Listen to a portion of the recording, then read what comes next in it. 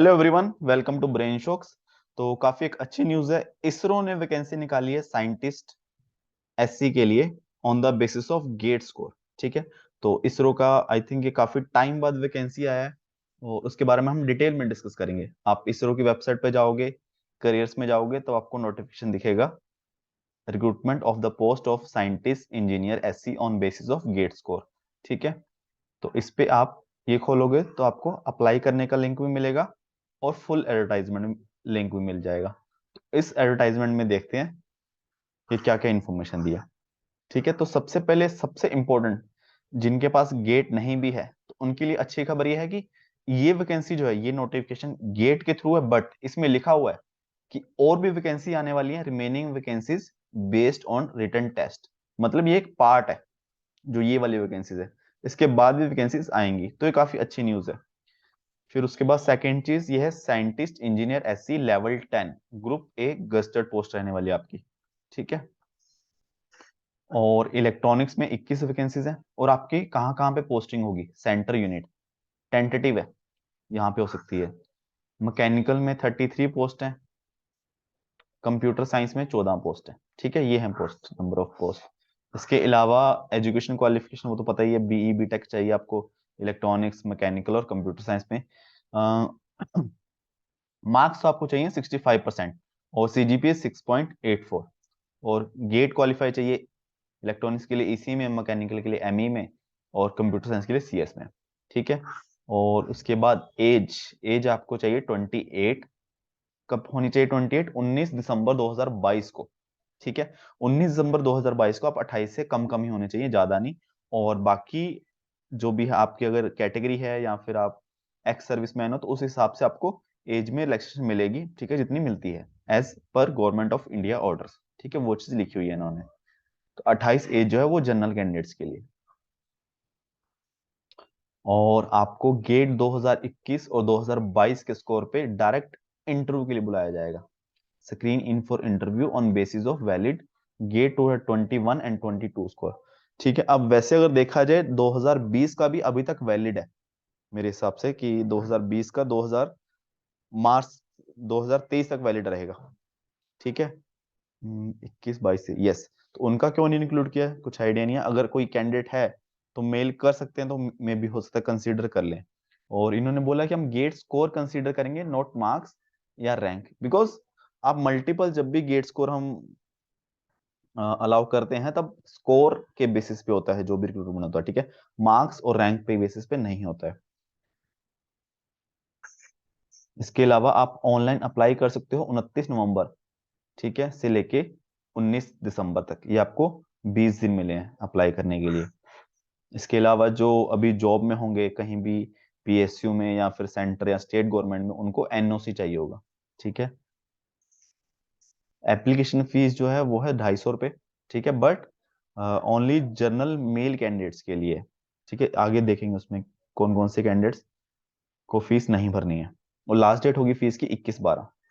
But कभी भी last date तक मत जाओ कोई भी फॉर्म या फीस भरने के लिए, तो इन्होंने वही लिखा है, क्योंकि मोस्टली कैंडिडेट्स लास्ट डेट पे भरते हैं तो वेबसाइट पे ट्रैफिक बहुत हो ज्यादा होता है, तो वेबसाइट खुलती ही नहीं है। ठीक है, ये सब पेमेंट के बारे में लिखा हुआ है। और मेन इंपॉर्टेंट चीज ये लिखा, all women SC ST ex serviceman person with benchmark disabilities PWBD are exempted from payment of application fees. मतलब only male candidates of general OBC and EWS, इन कैंडिडेट्स को फीस भरनी है, बाकी सबको नहीं भरनी है।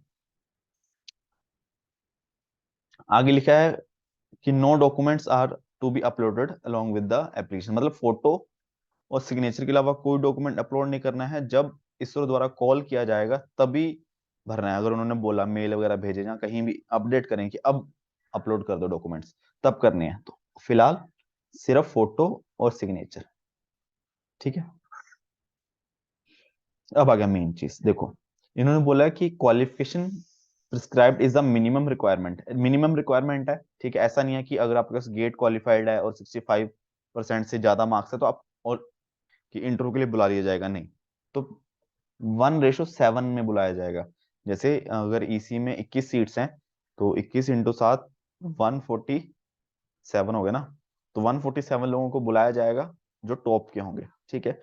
और इस एडवर्टाइजमेंट में कैटेगरी वाइज वैकेंसी मेंशन नहीं की हुई है, ठीक है। और इसके अलावा इन्होंने बोला कैंडिडेट विल बी एक्सेस based on the following attributes. तो जो आपको इंटरव्यू होगा उसमें आपका technical knowledge 40 marks, general awareness in the relevance in to the area of specialisation technical 20 marks, presentation and communication skills 20 marks, comprehension 10 marks, academic achievements 10 marks, ठीक है, totalling to 100 marks. Candidates will have to score minimum 60 marks in the interview.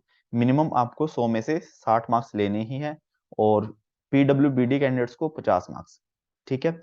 और अगर final जो होगा selection, उसमें आपका 50% weightage दिया जाएगा गेट स्कोर को, ठीक है। 50% वेटेज दिया जाएगा आपके इंटरव्यू मार्क्स को, 50-50 होगा, तो इसलिए इंटरव्यू भी बहुत ज्यादा इंपॉर्टेंट है। इसके बाद पे एंड अलाउंसेस पे आपको बताया है कि लेवल 10 की जॉब है, आपको मिनिमम बेसिक स्टार्टिंग में होगा 56,100, ये बेसिक है। बेसिक के अलावा आपको डीए, एचआरए, ट्रांसपोर्ट अलाउंस या और भी जो भी फैसिलिटीज हैं इसरो द्वारा वो मिलेंगी, ठीक है। और फिर लिखा है कि number of vacancies indicated is provisional, ये लिखते हैं मतलब कम ज्यादा कर सकते हैं, ठीक है, इन्होंने ऐसा लिख दिया है। इसके अलावा तो और कुछ इंफॉर्मेशन नहीं है, बाकी तो सब वही है कि इंडिया का सिटीजन होना चाहिए, और बस आप कब अप्लाई कर सकते हो ये चीज ध्यान रखो, 29 नवंबर से लेके 19 दिसंबर तक। और ठीक है, तो कभी भी लास्ट डे तक मत जाओ, बीच में कहीं 9-10 तारीख तक खत्म कर दो उसको, ठीक है। और अगर सारे डॉक्यूमेंट रेडी हैं तो अभी खत्म कर दो उसको, ठीक है। तो बस यही है, इसके अलावा कुछ डाउट हो तो नीचे कमेंट कर सकते हो, और टेलीग्राम ग्रुप पे ज्वाइन कर सकते हो, वहां पे भी कुछ डाउट पूछ सकते हो। बस अच्छी खबर ये है कि गेट से ले रहे हैं ये, और फिर इसके अलावा अपना रिटर्न एग्जाम से बहुत सारी वैकेंसी आने वाली है, ठीक है। तो प्लीज वीडियो को लाइक करना एंड चैनल को सब्सक्राइब कर देना। Thank you so much.